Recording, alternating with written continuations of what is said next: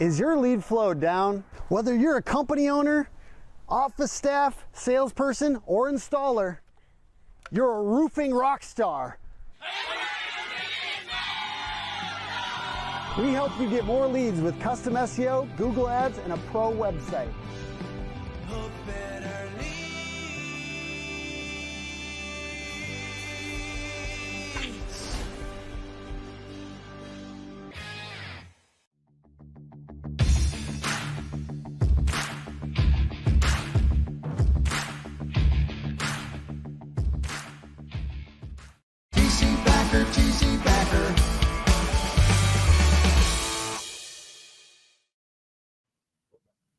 We are back. That took a minute. I think the Wi-Fi is a little wonky down here, but the one thing I can tell you for sure is that my phone doesn't have very good service down here. But welcome back, everybody. Thank you for taking time out of your day on your lunch break, hopefully, to check us out. We have some awesome guests. We have Mike T with TC Backer. We have Robert P. Posey, Pistols and Posies with Limitless Group. And what else? What else are you dabbling with today, Robert? Oh my God. RemoteRep.com. We've got a software company, consulting with you. Yeah, you got all kinds of stuff. Doing all kind of stuff. Yeah, that's why I thought I'd just put you on the spot real quick. And yeah, I didn't want to go down or cross the line of maybe there's some hush hush. And I don't know what stuff. all I'm supposed to share. Oh, so, but you can share. Never mind. Not what you were doing prior to us going live here, but anything else other than that. But no, we thought we'd get on here. One, I thought we'd talk about, the grand opening. Obviously, that's why we're here. Bluffton, South Carolina. What county is this, by the way? Yeah, Beaufort County. Beaufort County. Yep. Does Beaufort County cover Hilton Head and Bluffton? Yeah, the counties down here are really weird. It kind of covers Ridgeland, Okeechobee, Bluffton, into Hilton Head. I don't know if it entirely covers Hilton Head. It does. It does it? Okay. So yeah, it's all the way County's to big. St. Helena, Hunting Island, all of that. Okay. Yeah. So Yep. all the local areas. That's right. For sure. You're like a transient Yeah. or transplant. I'm no trans. But you used to live here. I did. I used to live here. I grew up here Yeah. from 5th grade, right up until high school. So, did I ever share the red Ferrari story? I don't think so. Yeah, Do you wanna share that? that was here. Oh, I can share that. yeah. Would you like to share the red Ferrari story? Yeah. So, sure. Pivotal moments. Yeah. So, There you go. pivotal moments. If you pay attention throughout your life, there's always moments, and they may seem small during the moment, and then you look back at it and you realize if that hadn't have happened, I may never be where I am. So the red Ferrari story was the first real pivotal moment for me. I was 16 years old, standing on a curb, smoking a cigarette, just being a degenerate, like 15 minutes from here, right up the road.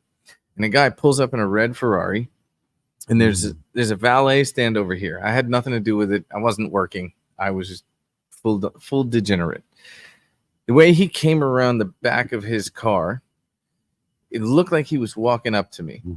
And I felt like we were in the same airspace, so we should share words. And I asked him, hey, man, how do I get a car like that? And he laughed. He kind of chuckled. And he basically said, you got to move away from here. And I'm like, well, we're in a nice area. There's a lot of people here with money. Like, why wouldn't I stay here? And he said, no, these are retired. This is a retirement community. These people want to keep their money long enough to die and have enough left over to give it to their kids. And I was like, all right, fair. So what would I do? He said, move to a big city and get your hand in on as many transactions as you can. So 18 years old, I moved myself to Atlanta where I had some family. I got my first job and accidentally, now this is all in the back of my head, a year, maybe almost 2 years ago. No, 2 years goes by. I get my first sales job by accident. And when I made my first commission check, I realized I had a percentage of a sale. And I've thought back to this dude. Mm-hmm. So that I kept getting better because I needed more percentages of more transactions. This is the advice the Red Ferrari guy told me. Mm-hmm. And then one day it clicked for me. I hired my first sales rep to sell for me. And I realized I have 24 hours in a day. They have 24 hours in a day. Kept hiring sales reps and realized every time I hire a sales rep, I gain leverage. Mm-hmm. I got more percentages of more sales, and I didn't actually have to spend the time anymore doing the actual transaction. So I've made pretty much every business decision I've ever made has come from the back of a 30-second conversation that happened 15 minutes from here. Wow. That's the Red And how Ferrari long ago was story. that? Like I was 16, 16. so that was about 16 years ago. 20 or 21 years ago, 22 Okay. years ago. Wow. No, that's an amazing story. That really is. And what's crazy, like that was totally not scripted, which I'm sure can segue into a lot of great conversations of pivotal moments, the amount of transactions, success, how we measure success, or those little seeds that have been planted over the years that help us make our decisions or align with the decisions that we need to make today. So I feel like that's a good segue into, how we maybe ended up here in Bluffton, where I think there's like a divine intervention that may occur, whatever you want to call it, an act of providence that puts people in your life at certain times of when maybe you have your ears open. Right. And I feel like how we met Mike, and how we met, I was at a pivotal time in my life where I thought I needed to join the Revolt group, Yeah. and that's where I met you and the things that I heard. And it's just funny how life works that way and how things stick with us that we still use. And it's funny because my dad uses a saying that had become our company motto was, and it came from his great grandfather. So it would have been, or his grandfather. So my great grandfather, I don't know if that's two greats in there or not, but anyhow, it starts out with, a job worth doing is worth doing right. And then we added the first time to the back of that, but that's just something that has stuck with me, no matter if it's me, hanging a piece of drywall or tie back on the side of a house. And I think most people would be like, okay, it's acceptable to hang that tie back paper upside down because no one's going to see it later once we cover it up inside. That upsets me hearing you even say that. Right. I know. Turning it upside down. Yeah. But as weird as I am, that thought or that saying goes through my head. A job worth doing is worth doing right the first time. So no, guys, rip that down, turn it around and do it so you can read what it's, and it's kind of giving me goosebumps right now because those pivotal moments, I remember my dad screaming at me one time. It's funny because this is another one of those times I got in trouble. And he kind of like it back then it appeared like he kicked open my bedroom door, but he probably just came in. But it like, in my mind, and looking back and things get distorted.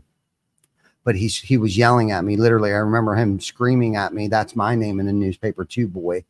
And back then it didn't register like, no, that's my name. Ty Backers.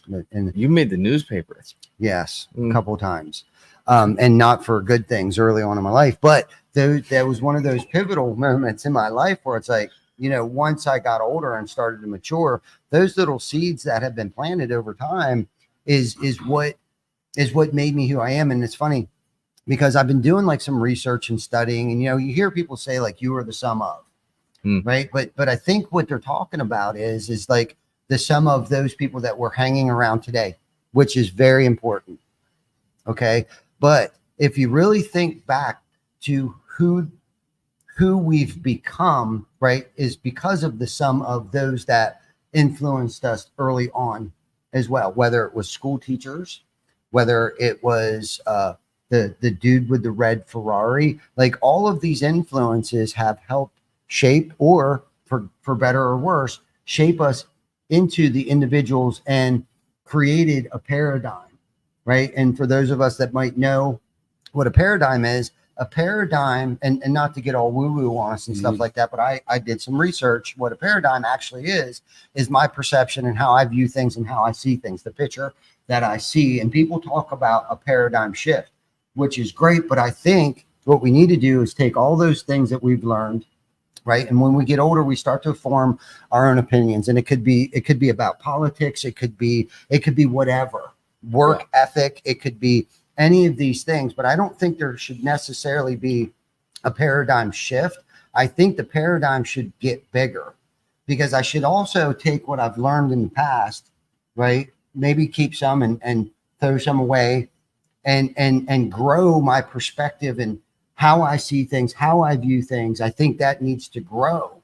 I think I need to keep a more open mind and listen to more things and look for more things, like the red Ferrari dude, or the seeds that are planted like that. That's my name in the paper, boy, too.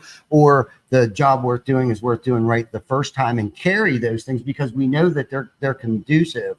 But that's just my paradigm. That's my perception. And correct me if I'm wrong, but that's how I read what paradigm means. I don't know if I can. I don't know if I can correct you. I've frankly never paradigm. Yeah. I don't think I've ever really known or researched what they mean at a deep level. Yeah. And I'm a weirdo like that. I just like to know what shit actually means, and especially when I'm doing I'm doing some research on the sum of. Yeah. You know what I mean? Like what how I've become, right? And like whatever school I went to, whether it be Harvard, whether it be Hooverville Elementary School, I am who I am today because of Mrs. Kerr or Mr. Krebs, the principal. Like if you really think about it, like those were the influences. That's what I was being taught. But you remember specific ones. I do. Yeah, I do. Mrs. Kerr had a huge impact in my life, and so did Mr. Krebs, the principal. I have a theory, and I have a question for Mike. Yeah, because I know you pretty well. Mm-hmm. We're getting to know each other. Mm-hmm. How would you describe your attitude in your youth? I mean, we got enough time. Yeah. I mean, well, it's funny because like you tell the red Ferrari story, and you tell your dad, and like I don't remember a pivotal moment like that, right? Like a positive type deal, if you will. I just remember what I don't want to be. You know what I mean? Like, I raised my children with seeing how I don't want to do things. So I was like, well, I feel like the opposite is probably the right way or the better way. Attitude as youth, dude, horrible, bro. Like terrible. I was not a good person for a long time. And I didn't know if I knew any better. Do you know what I mean? Yeah. So you kind of roll through life and you're like, okay, well, I unfortunately had to learn the hard way most of everything. Yeah. We didn't have anybody. Well, I mean, my grandfather was there, and he kind of taught me the hard-nosed, old school, like kind of deal with respect and things of that nature. But then, like I said, I had to learn the hard way through every aspect of everything that I did. Most of the time, I did it the wrong way the first time, and the second, and sometimes the third and the fourth. You know what I mean? And you kind of learn. My attitude definitely through good portion of my younger days was not very good. Well, that's why I asked. I had a hunch because I know my story. Like I'm smoking the cigarette. I know Ty's story. I don't know too much about yours. I know it was like many of us, you had some tougher stuff going on. Yeah. But it seems like salespeople, business owners, we're cut from a cloth that's not too dissimilar. Like I definitely, I mean, I grew up in a pretty wealthy community. I didn't have like we grew up broke, but I definitely had the bad attitude. I definitely got in trouble. Yeah. Yeah. It's just crazy. Like you take the dysfunction, right? If you want to call it, when I grew up, my household, and not everything was dysfunctional, but 85% of it was dysfunction in some aspect or another. Yeah. And how it, with owning business or running business, sales, whatever you want to part, like it all plays. I mean, this is, let's just be honest, man, this is a dysfunction. Yeah. Like most people don't want to live this way or know how, Interesting about this conversation is, going back to like, this is, the things that we've experienced growing up and the sum of, and all those things and what has created our DNA today, and it sounds like most of us have been through some sort of adversity.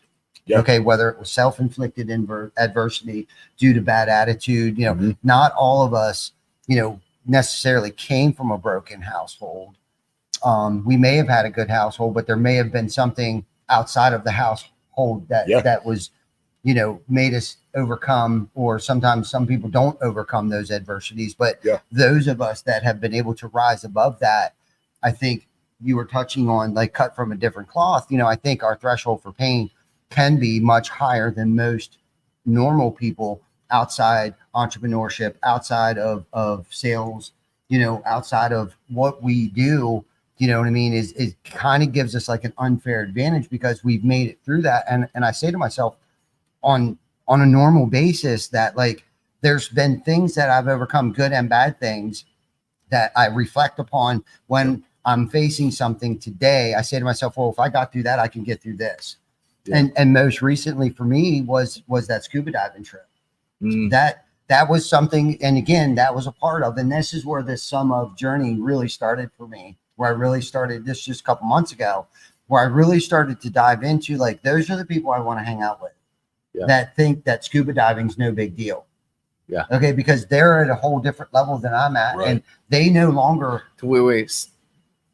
Tell me what you mean by that. Yeah. They think scuba diving is no big deal in terms of it's nothing to take a trip to the Bahamas and spend the money and the time. All of it. Or more from a fear place, getting underwater, breathing underwater. Yes. There's sharks nearby. Both. Okay. Both. So the group of men that went on this trip, right, are just in general, whether it be success from, happy households, raising good kids, good quality, good core values personally and professionally, like the businesses that they run, and not just their professional business, but the business that they run at home. Okay. Mm-hmm. All of that I admire greatly. Joe Huffman, Eric O, Tim Brown. I mean, these are the types and the quality of people that we're on this trip with. But like Eric and a couple like George and Rick Winkle and those guys are like, scuba diving's no big deal. When I'm talking about the fear part of this, I'm thinking to myself, like, I love the water, everything about the water. I love being on the water. I love being around the water. Mm-hmm. Goes into what about going in? So under the water? I swim, and I'm a really good swimmer, and there's a reason for that, is because I have a traumatic story that had happened to me in a situation when I was younger. I drowned. Yeah. Okay. So I've become a very good swimmer because, of course, everybody kind of rallied around, saved me, got me out of the water. And the group of kids were like, hey, you need to learn how to swim. So if you're going to hang out with us, you need to learn how to swim. So this was one of those pivotal moments for me. So here now we're like, they're convincing me it's a great idea to go scuba diving with sharks, with turtles, 100 feet underwater, blah, blah, blah. I'm like, oh my God. So now this goes against, because I really start to think deeply about this. Is this your first time scuba diving? First time ever. Yeah, in the Caymans, just recently. Yes. Okay. Ever. All right. So I'm doing these training things, and they're like, okay, now it's going against everything that I was ever taught. Okay. In through my nose, out through my mouth, meditation, exercising, all these things that we've been taught. Now I can't do this. Yeah. Now I have to breathe straight through my mouth, relying on this tank that's on my back. Underwater, not through your nose, through your mouth. Yeah. Okay. With gear on. So they're teaching you all the horrible things that could happen underwater. Yeah. So each day, each minute, each hour that goes by during this training, I'm like, this isn't a good idea. This is really dumb. Doesn't Yeah. sound like a good idea. But, as I'm talking to Eric about this, he's like, "No, man, it's going to be great." And these guys do it all the time. So Yeah. I started to lay in bed and I started to think to myself, okay, first and foremost, I signed up for this. I have to complete this. One, all eyes are on me, whether it's Shannon, whether it's my kids, whether it's Eric O, whether it's the peers that I'm going with on this trip. I need to do what I said I'm going to do. Yeah. Second thing that came in my head that night that I was laying in my bed, I said, if I can't overcome this, what will I be able to overcome next time adversity strikes me? Sure. So if I can't do this and something happens, right, this will be stuck in my head that I gave up, I quit. And once you start to quit something, anything, you quit one thing, then quitting after that becomes much easier. Yeah. So I thought, well, what kind of leader would I look like in front of my team after I pumped this whole trip up and it's like I decided not to go? Mm. And what if somebody asked me, why did you decide not to go? And I have to say, I'm scared. Yeah. Yeah. What kind of quality of leader would I have been? Like, now that I might have blown that out of proportion. I'd be like, yeah, I don't because mostly everybody was like, nah, dude, no, screw that. Right. Yeah. But I'm like, nah, man, this is what I'm, and the cloth that you're speaking of, I think I'm amongst the same cloth. Yeah. Yeah. You know what I mean? And not to go down all these different little rabbit holes, but what I'm saying is like, that was one of those pivotal moments for me that took me to a whole nother level. So like grand opening, Bluffton, hire a bunch of people. Dude, I just went scuba diving 130 feet, which I don't even know if we were supposed to. Yeah, I don't even know if we're supposed to. 3, 4, 5 sharks. Yeah. Okay. I got the swim of the turtle that came up to my face. I got to pat him on the head, bro. This thing had to have been like, it's the size of this table, like 200 years old, had growth and coral shit growing on him. And I mean, like, this dude was old. I would have never been able to. And what was really metaphoric about this was exhale. Take it, like anytime I started to panic or whatever, like all I had to remember to do was just breathe. Just breathe. So like that whole experience was so life altering. And because of the sum of the people I chose to surround myself with on this trip, helped push me to a whole nother level for me. I got a question. Yeah, man. Okay. So I'm dive certified. Dad was a dive instructor. Mm-hmm. He's real Boy Scout. He also was a cave diver. Whoa. So imagine you can't go up in a cave. You're Yeah. just there. So I get it. I remember the scariest part for me, because I'm mildly claustrophobic, the first breath when you're underwater and you're trying to figure out how to like train your body to breathe in that first breath. From that point to the first time you were open water with the fishies and the animals, how big was the change? How much panic did you have when that turtle was in your face? 0. So okay, confirmed. That was the question. So there's a really cool concept. The guy Ron White from back home. Ron's a crazy cat. He was a crack addict, lived in a box. He tells a story of living in this box, and he would look out the holes, like it had the handles where you could pick the box up. He would look out from that, smoking crack. And he had a shift one day where he just decided, I'm done. How did I get here? I'm done. He drew a really great picture, 3 circles on a screen or on a page. The first one is comfort zone. The second one is stretch zone. And the third one is panic zone. And the 3 circles are, you live inside of comfort. 99% of people live in comfort. And it's different for everybody. Comfort for some people is food stamps. It's government household housing. For other people, it's middle management. It's an end of day report. A check in with the boss once a month. Like, as long as I do the bare minimum, I'm okay.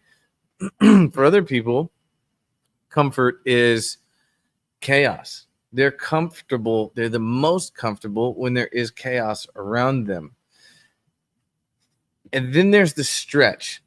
So when you start to live and try things new.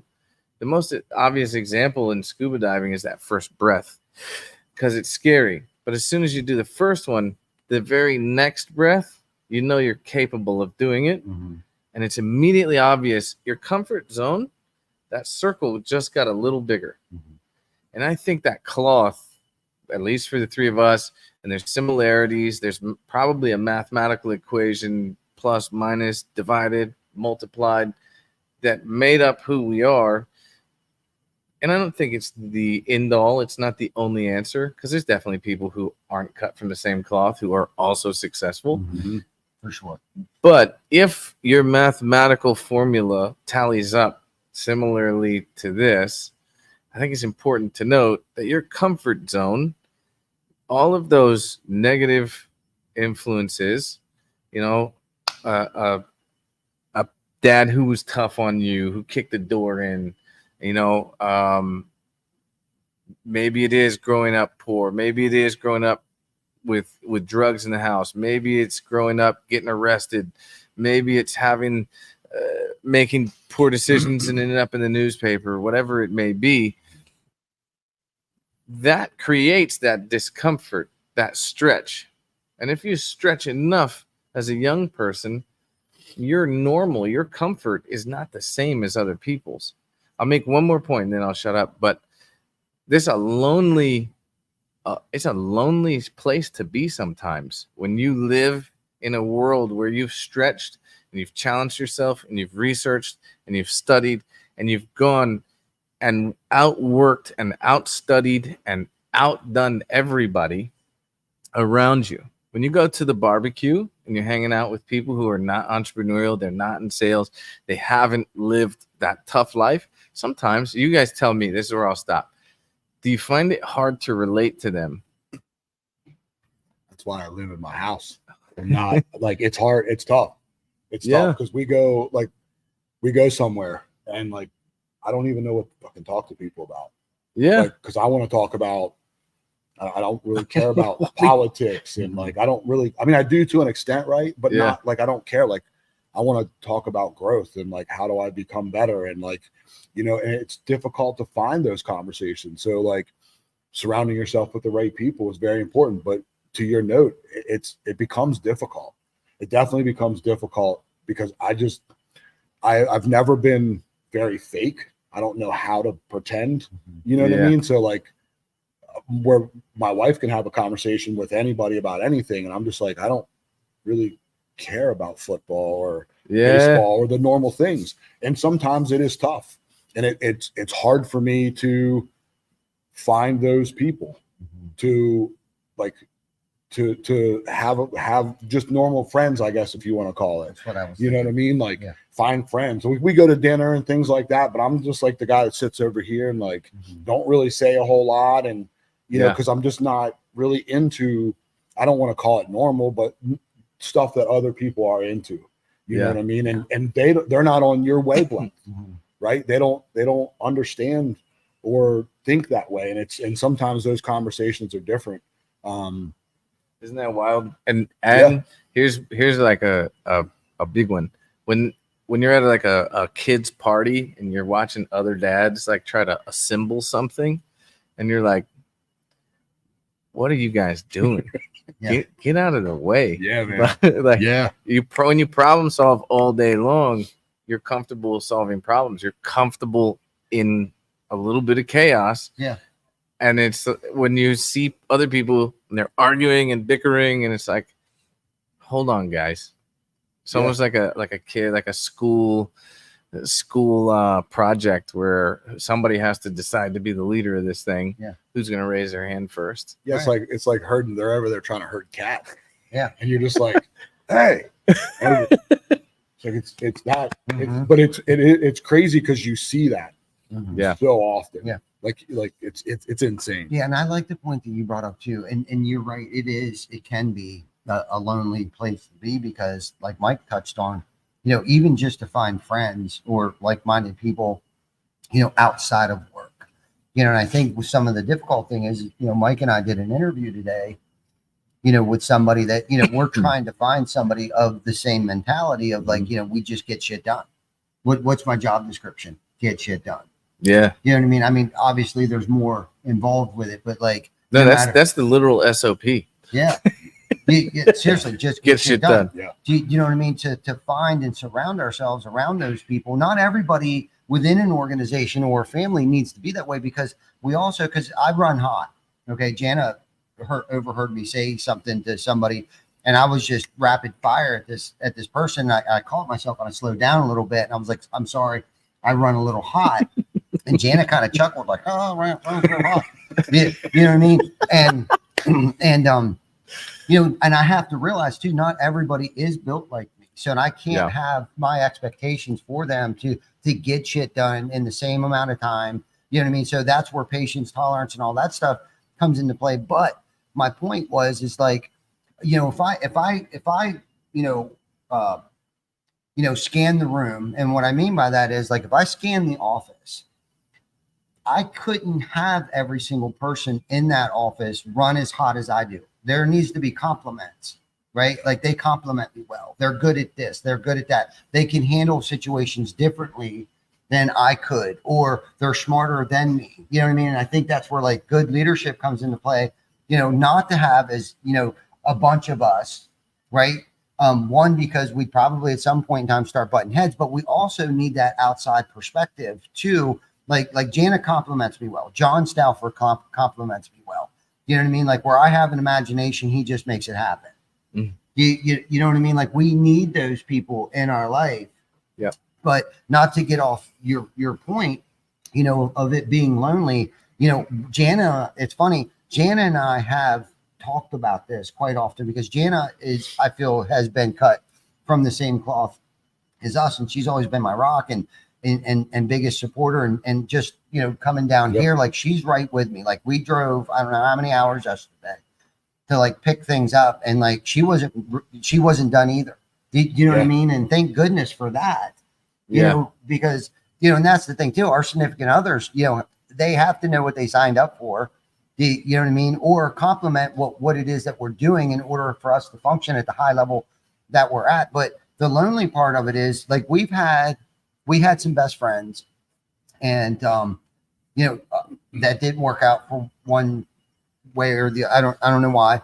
And then we had some other friends that didn't quite work out either, you know, and I think a lot of it had to do with was because the continuous growth that Jana and I continuously search for, that next level, that other book, that new podcast, that new diet, that new, and with that, you know, that's how we measure our success, on how I feel from the inside out and what's radiating and what impact we're having on other people. And when I think you don't align with that, or you somewhere along the line stop growing, then there's a difference now. Like the thinking and the thoughts behind it, and the amount of calories you're counting, or like something, it just doesn't collate or align any longer. And to find those same like-minded people, and listen, I love encouraging people, you know, and inspiring people, but this is the other thing too. Inspiring can be tiring.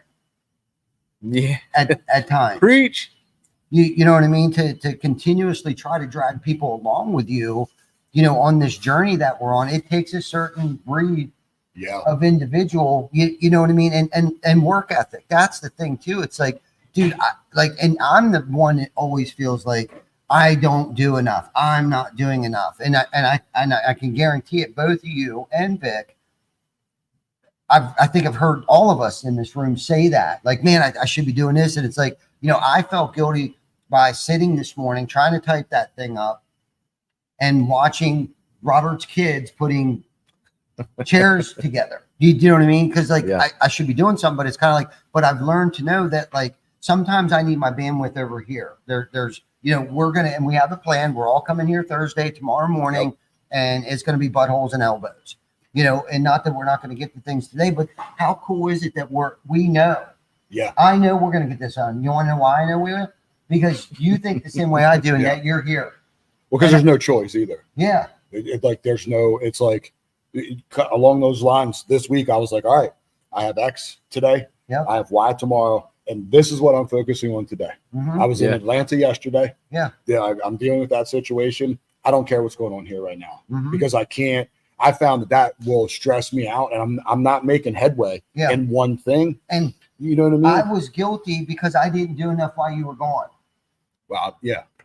You know what I mean? I was guilty. I didn't go with you. And He's just at the beach, just hanging out. Yeah, just hang, you know what I mean? Like, you know, whatever.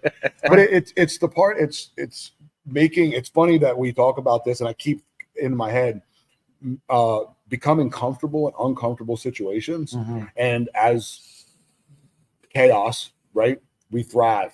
I thrive in chaos. I don't know how that healthy is going to be healthy later in life, but it's like when things are calm, I'm uncomfortable. Yeah. Like I do not want to be in a calming situation. Like, and I don't, it's crazy because like Jamie and I have come from relatively similar backgrounds, drama, like chaos. And it's crazy that I even take the chaos and I thrive in it because our household, zero drama. Yeah. If you're in my house and you're negative and you're drama, you got to go because my brain, I can't function in that. But I will put myself in situations that are like, people are like, how are you going to do that? I don't know. I get it done. But I'm gonna. Here or there, we're over here with this. And she is just like that. And she is like, whenever shit needs done, we're just getting it done. Like, it doesn't matter what it takes. Doesn't matter how we're doing it.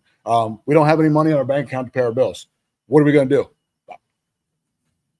I can't pick up the phone and call anybody. Yeah. Like, we got to go get it done. Whatever the situation is, whether it's the highest of situations or the easiest of situations, you got to get shit done, man. There's no other way. Yeah. Get it done. No one's coming to bail you out. Figure it out. And if you do it wrong, you just learn. Mhm. You learn from that. And the next time I won't do it wrong. And well, I may still do it wrong, but you know, we're learning from those situations and growth. And I think people reach thresholds of when they're not willing to continue to grow. And from everything that I've learned and podcasts I've listened to and you know, successful people, you always have to continue to grow. And I think that's where you outgrow those people in your life. Like the learning stops. Yeah. And there's nothing you can do about it. We do it in with sales. Every salesperson, everybody that I have underneath me, I've hired. I'm like, look, this is a 50-50 deal, bro. Mm-hmm. Meet me in the middle. I got you. I'll teach you everything I know. But when you're not meeting me here and you're going to start making me go over that line to grab you and pull you this direction, I got nothing for you because it's not fair to everybody else that's doing the work to get to that spot. You know what I mean? I was thinking about, you're talking about all the stuff like they can't see, but behind us is we're prepping for a grand opening for this office. It's happening in a couple of days, and there's a lot of boxes and TVs that are being hung and furniture being built. My kids were over here. They were turning screwdrivers, and it made me think. This dynamic here reminds me of one of my best friends in the whole world. When we work on a car together, because like part of my piece, I'll still tinker because it lets me do brainless activity. Yeah. If he's with me or he's leading a project, whatever, we're together, we don't even have to ask each other for what tool we need. Yeah. We just know the next thing that has to happen. And he didn't even have to look up. He can just reach over, grab a tool. This feels a lot like that, where like you guys were doing something when I came in. I already know. Like, we haven't discussed a game plan, but there's boxes and there's furniture and there's shit that needs to get done. Pick up something, put it together, and we'll deal with it when we get there. It was funny that you said, because like Jana was over here earlier and she were putting a plan down. We need to get this. We're going to do this day. And then we finished that and she goes over here and I hear her and Jamie. They're like, we're going to do this and we're going to do that. And I laugh because my brain doesn't work that way. Like, hey, there's 12 bar stools, 4 TVs, a floor that needs done. Go.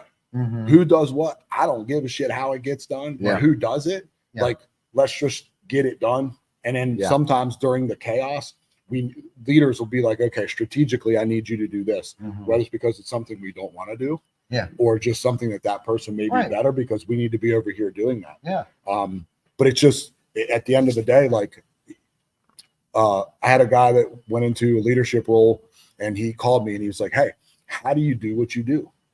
And I'm like, I can't explain that. I know I get up in the morning and I have these things that need to be done. And Well, truthfully, you can explain it. A lot of pain, a lot of chaos, right. decades and decades Yeah. of getting my teeth kicked in. Yeah. And if you want to be like me, you can do it too. Yeah. There's Just- no secret You potion gotta be willing to today. put in the work. Well, so that was the next question. Yeah. We talked about off camera before we Yeah. started this. People who just won't do the work. Mike and I had a discussion. We don't remember the context, but like this is part of that team. So you've got a dynamic of people here who all can get stuff done without really having to think about it. And then there's always people on the team. They just don't quite fit in. And I don't know if they know it, but usually everybody who gets it has some inkling that that guy's not pulling his weight, and there's just a little bit of they're not willing to do the work. Yeah. So I don't know what That does a couple of things. yeah, what does that do for you? Okay. Well, it does a couple of things. One, okay. So to Mike's point, delegating things to people, or if they're not pulling their weight, if it's not 50-50, okay. If it's not 50-50, then I'm being distracted from what it is that I need to be spending my time doing. So there's a sum, and then there's I forget what the subtraction version is. Yeah. But we can be adding to each other. Yes.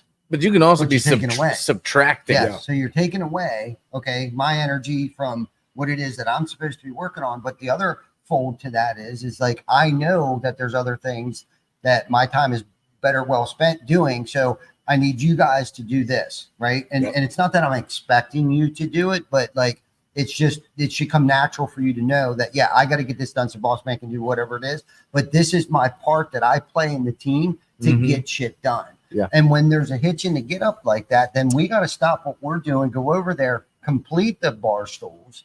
Okay. Yep. And now that means the strategic thinking, we need you guys to do the tactical stuff.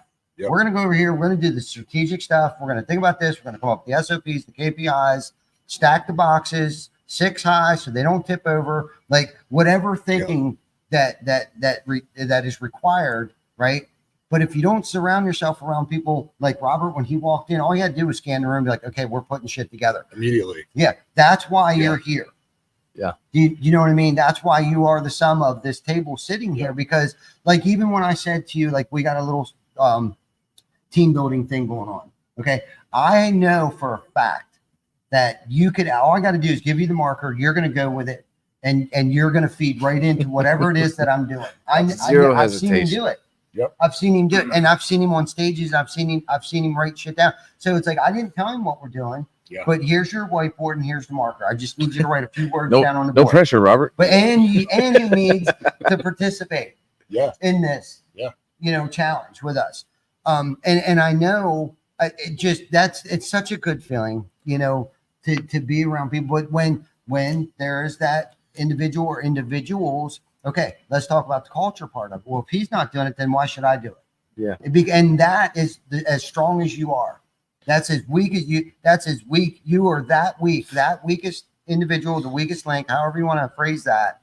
That's all the better that the company, the quality, the culture is. Because if someone's not pulling their own weight, or they're not following the process, or they don't know what they're doing, and they won't tell you they don't know what they're doing, and ask better questions, they're bringing the entire team down. It is ruining the culture, and that's where resentments get started. My superpower is asking questions. Yes, it is. And I have another question. For sure. Yes. I have another question. And this is why I know he's going to be good with the marker and the whiteboard. Yeah. Yes. Yeah. So where I may lack, he's going to pick up. Pick it up. Yep, for sure. 100%. And I don't even have to tell him what the hell it is we're doing.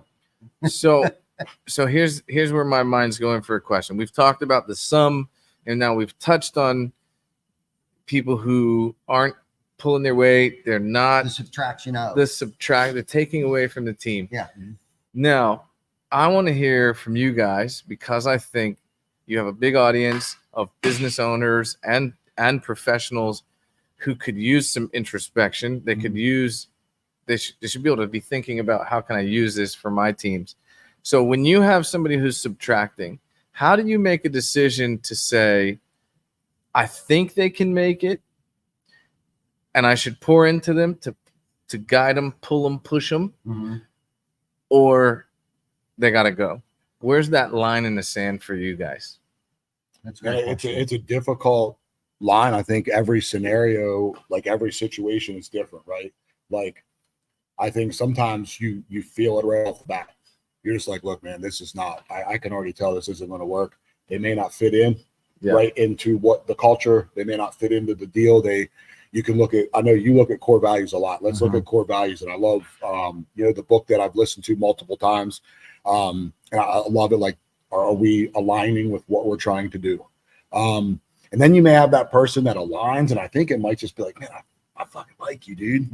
Like, I want you to win more than you want to win. Yeah. So that line may be drawn a little bit further out. I think what it comes down to is if you're not bringing value, I don't know what to do for you. I'm not expecting you to come in and know everything. I'm here to teach you. But if you're not coming to here, and again, to your point, you're taking me away from my team, other people that need my help.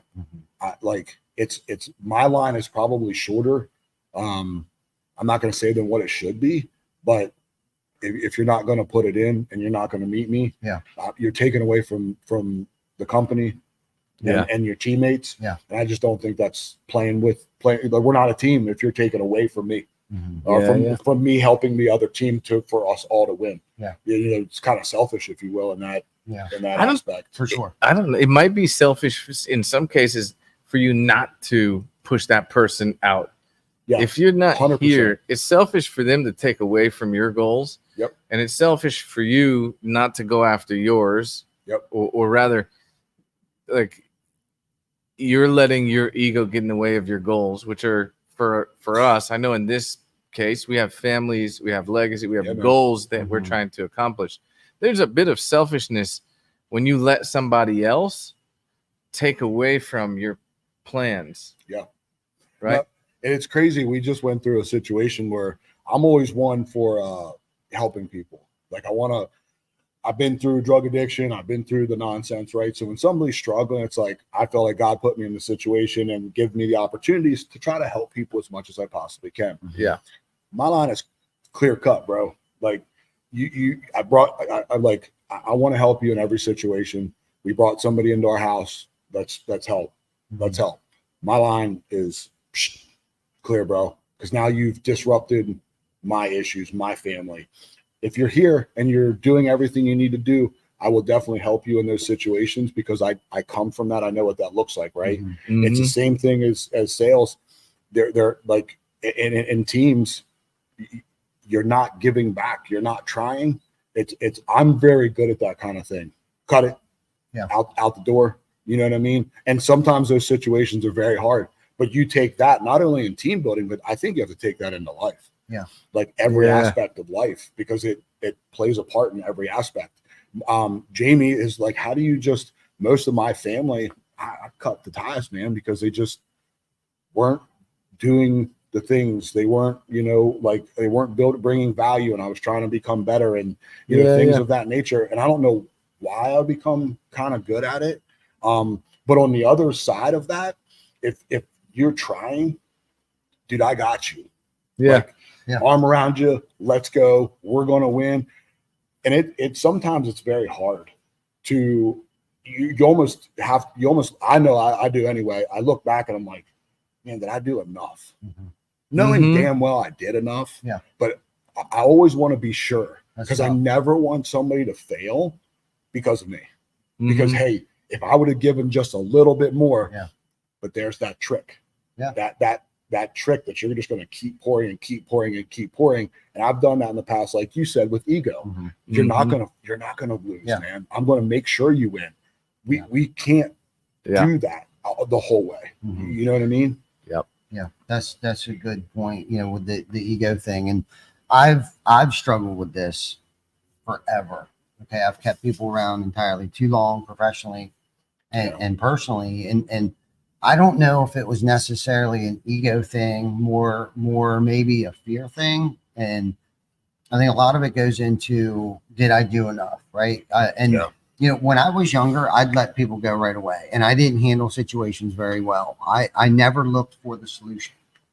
Okay. So, and I've seemed like I've always been in some form of management position or leadership role.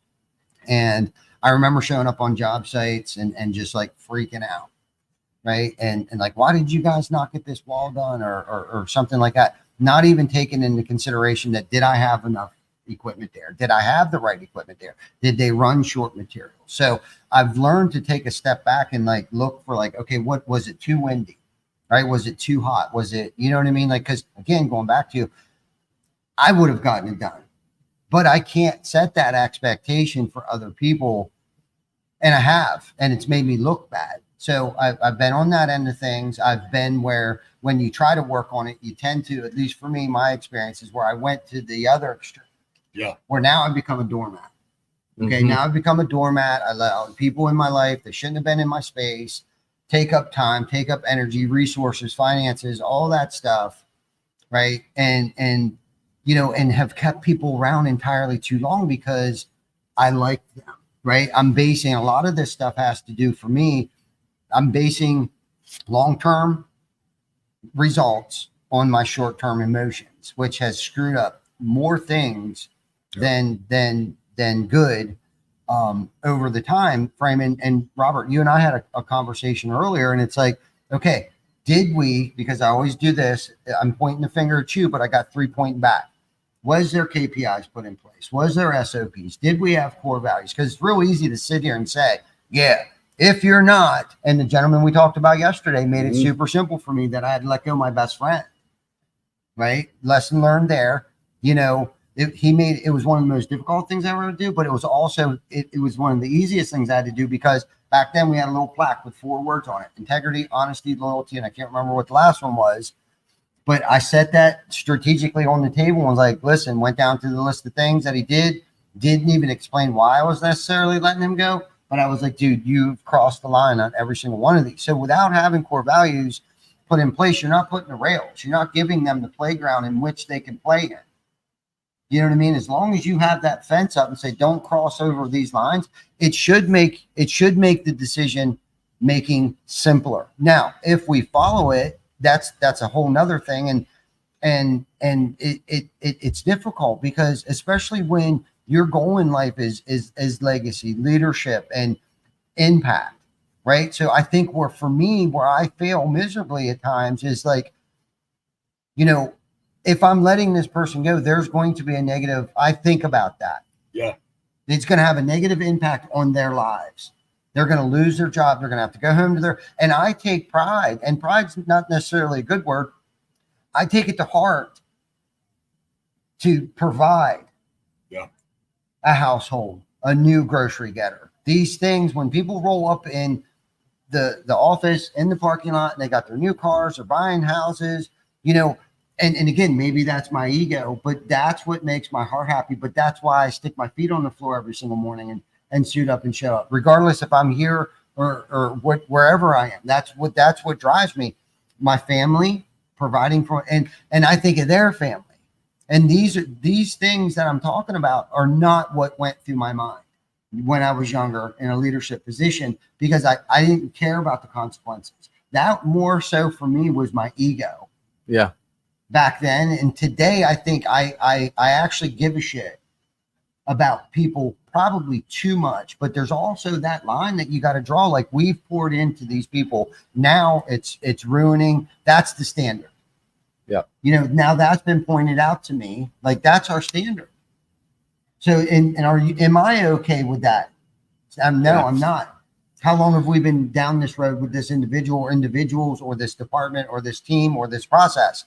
Okay. And it will also help you make decisions quicker with having these things put in place on processes. Does the process, and without the process, you don't know if it's an individual or a personnel issue, right?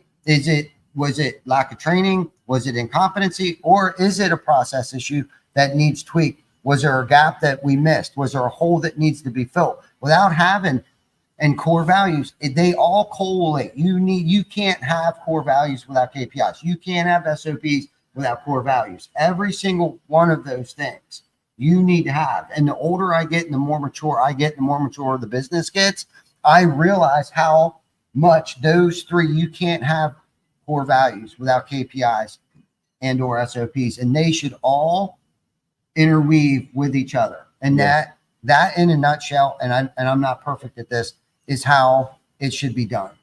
Clarity. Yep. And that's just rules. I was about to say, the clarity, and that's the thing where I've been guilty of.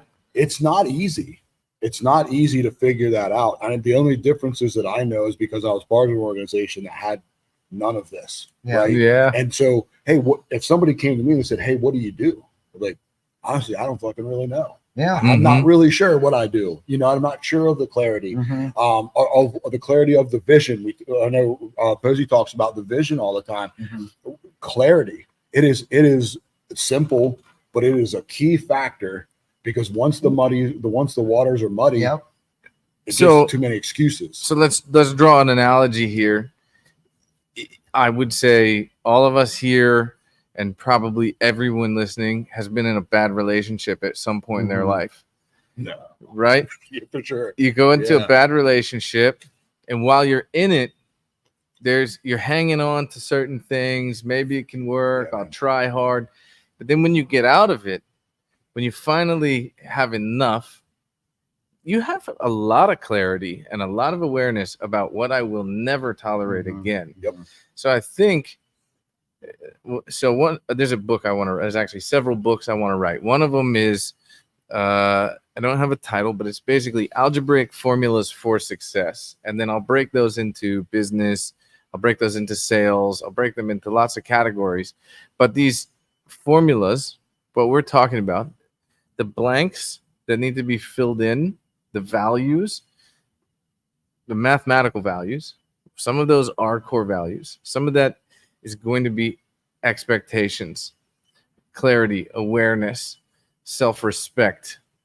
You have to have, is a great quote, self-discipline is a prerequisite for self-respect, and self-respect is a prerequisite for courage. I want courageous people around me. So what standard do I have to observe? Mathematically, I can set the expectation, and I can base my interviews on I'm looking for people who have discipline. So sports. I know that if you played sports growing up, odds are you had somebody putting discipline in your path, right? If you've played those sports and you've done those things at any level, and especially at a high level, you probably have earned some self-respect. If you've been doing anything, it could be piano, it could be archery, it could be scuba diving. If you've done it long enough and you've studied it long enough, you've earned some degree of self-respect. Here's what's interesting. That self-respect, if it's knitting and you're just the best person at crocheting blankets, you'll have enough confidence in that it carries into other aspects of your life because of the discipline and the self-respect. So I do believe that there's algebraic formulas, mathematical formulas that we can use to reproduce results. And if we have the formulas, we can tell through practice and our own discipline if the equation doesn't check out or not. Alex Hormozy, he says, you can tell if somebody's going to be a winner in the first week. If they don't make it in the first week, how you make the decision to cut them or pull them or push them really depends on you and how much self-respect you have for the expectations you set based on the values you have in place and the legacy you're trying to reach and the vision and the goals you're trying to achieve. All of that stacks up to easy decision making. But you're right. It's very difficult to find out what goes inside of your algebraic formulas. It's like you kind of add things here, put things here. This doesn't work. This doesn't. My process for interviews. Paul, the sales manager in Charleston, called me and said, "Hey, like, what's your expectation of interviews?" We have a slideshow that I used to use. Goes over core values. It goes over this, and I kind of threw that in the garbage myself. And I was like, I'm done. I want like, this is the process. Jamie puts in the email. Appointment this morning. Appointment's at 8:30, right? You need to be signed in before 8:30 and 1 second. You're not in that room. You weren't signed in. I don't have anything for you. And Paul kind of questioned me on that. And I was like, look, if you can't follow a simple process to get on an interview for a job that you're applying for, Yeah. if I hire you and I say, hey, you need to go into our CRM and you need to do this, are you going to follow that process? Yeah. No. Right. No, you're 100% not. We have people that call outside of, hey, I'm so much better than everybody else. I've been doing this for 100 years, but I just can't follow your process. I need you to follow mine. Sorry, man, I don't have anything for you. And if you have those things put in place, it makes your decision making, and it kind of takes the emotion out. Whether I like you, I want you to win, so I'm gonna drag you along for a lot longer than what I really should. Yeah. You're able to make those decisions hard or easy, whatever that is. But now you're taking the emotion kind of out of it. Yeah. And I think that's easier to, for me to try to control my emotions. Has been a difficult thing to do over my lifespan. So it's easy now. I can take these. This is the processes. This is what we're doing. If you step out either way, that's kind of where a relationship ends. And Emotion doesn't have to be in it at that for sure, 100%. Yeah, and I think the other thing is too, when it comes to hiring people and hiring the right people, don't, at least for me, years ago, it was like, and I think we're actually getting better at this, is hiring slower. Our hiring process is definitely more picky. And I feel like we're not selling people to come work here anymore. I felt like years ago, like it was me trying to sell people on why they should come work here. Mm-hmm. Okay. And I don't know if anybody else can relate to that in like the interviewing process. And I found myself talking more than they were, which is not, it's like you almost want the opposite of that. Like they need to sell you on why they should work here. That might sound egotistical, but I think going through the ringer over the years of just hiring people that say they can do this and say they can do that, and then they get in here and it's like, wow, that's like they didn't bring any value to the table, because let's face it, that's what we're looking for. And again, that might sound arrogant or egotistical, but like we're looking for those that can bring value to it. It's like, I really honestly believe that it's, you should feel like it's an honor to work here. Because we are, the things that we're doing. We had a great interview this morning. The guy said, like, dude, I want to work for you guys. I want to work for you guys. I wanted to work for you guys. Like, those are the people. You know what I mean? And this was like the third, fourth, maybe the fifth time we spoke to this person. You know what I mean? Like we're not jumping right in bed, kind of like dating. You know what I mean? We're not kissing on the first date here. You know what I mean? We're trying to take it. And again, have we done that recently? We did. I'm guilty of bringing people in, but if you really look at the position that we're in right now, and if you can stay proactive, you should have enough time to interview, have that interviewing. It should be a process. It's like, if you're doing it right, then you should go on multiple dates, right? And not kissing on the first date. You should have multiple meetups, their place, our place, a neutral place, like whatever the case might be. Okay. Of vetting that person, that whether it's a relationship or hiring process, there should be multiple steps to that. There should be multiple dates that you meet at different times and have different conversations for clarity purposes. Like, these are our expectations, but we also expect you to have expectations for us too. And that's called accountability. Accountability can't go one way. And I've learned that, because I used to, think that I'm going to hold you as a sales rep accountable for these numbers, but I'm not giving you what I need to give you from my end. And that's why in the conversations we had this morning, people don't really realize that I'm going to hold you accountable. I need you to hold me accountable. And without even knowing, my team holds me accountable on a daily basis, and they don't even know it. They have no idea that I know that I need to attempt to be the best version of myself every day and become better and better, because eventually I'm going to teach them everything that I know. Now what? Now what do I got to offer? Now I'm not bringing them value any longer. Right. So I have to continuously keep trying to get better. And I think if people have that mindset of not only what are you going to bring me, because that is our culture mindset, but what am I going to bring to you? Grandfather always taught me, how's somebody going to pay you if that company's not making money. Mm-hmm. And that has stuck with me throughout my life of like, okay, I need to make you money in order for me to make money. Yeah. Right. Yeah. And that like, it goes into multiple different aspects of different things. But that mindset is, I'm going to bring you value, and you have value that you're going to give me. And if each of us are giving each other value, that's a pretty solid relationship for the long term. Love that. Until one stops on one side. Yeah, I love that. Well, we're at 1:16. I'm not sure exactly what time we started. I know it wasn't at 12. Okay. Well, I mean, to sum this up, you know, whether it was work ethic, you know, the sum of those that you surround yourself with, you know, making the right decisions isn't always easy. Learning to delegate, you know, grit, the hours, the overcoming adversity, continuous education. I think that's one of the biggest things that, you know, takeaways from this is, you know, especially when it comes to teams and things like that. But I also think too, like not being afraid of surrounding yourself around people that may be smarter than you know, whether, you know, that's the circles of people that you run with outside of work to help level yourself up. But also, I think most importantly, one of the lessons I've learned in my career is to bring people into the organization that are smarter at other aspects that maybe I don't have as much time for today. And what I mean by smarter is doesn't necessarily mean that their IQ is, but I'm saying they're just better at something than I am is what I mean.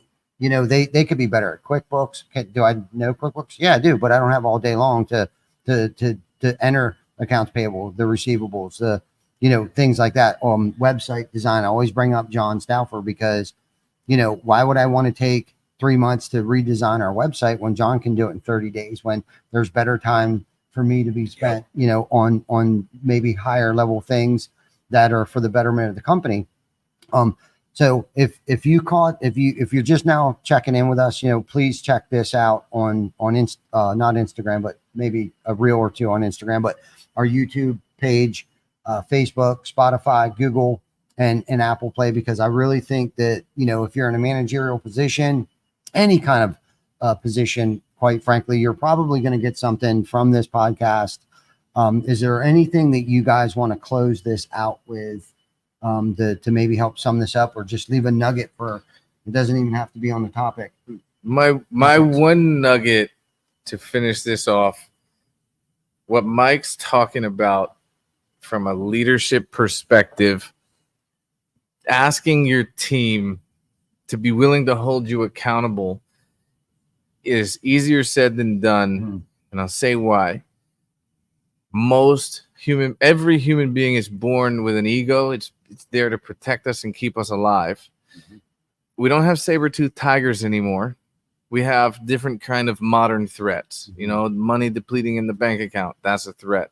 The tax man, that's a threat. Not hitting our goals, that's a threat. When we show up with this ego trying to protect, when we as business owners can't set it aside, it makes it impossible for them to give us feedback. When you've reached a certain level of leadership, like you're discussing here, you have to make sure your team knows that they're safe. Yeah. Because if their ego tells them it's not safe to tell him the truth, it's not safe to be vulnerable, because every boss they've had up until this point, every leader, quote unquote, they've had up until this point has kicked their teeth in. It makes it really hard to have a two-way conversation. So that would be the only, my closing nugget for everybody is, if you have any doubt as to whether you have an ego, you do, and you need to set it all the way down, period. You know the acronym for ego? No. Edging God out. Okay. All right. Yeah. Edging God out. So for those of us that might believe in a God or whatever that is, that's something that we use. So anytime your ego gets in the way, you're edging God out. Okay. So, but I like what you both said. It is hard. It's a skill, and skill means that's something that you can work on and get better at. Yeah. You know, so if you feel like, obviously, like you said, we all have egos. It's okay to be held accountable. It's okay to be vulnerable. Okay. Especially with your teams and coworkers, right? Like, oh, I made a mistake. Hey, I'm the first one to admit it. You know, that's the type of relationships that I know we have. And I know that's the type of relationships that we're trying to build here. Yeah. And I think that's what makes this so unique, because it's not a dictatorship.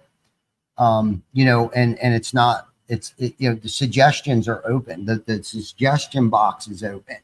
Throw your suggestions in there. Like, cause we're, you know, and that's the thing about bringing people in, you know, for their skill sets, right? What are they, we want to see what they can bring to the table. Yeah. What do they have to offer? Right. But in the same token, you know, there has to be guide rails put in place. But it's okay to be vulnerable with your team and show them that you are weak in these areas.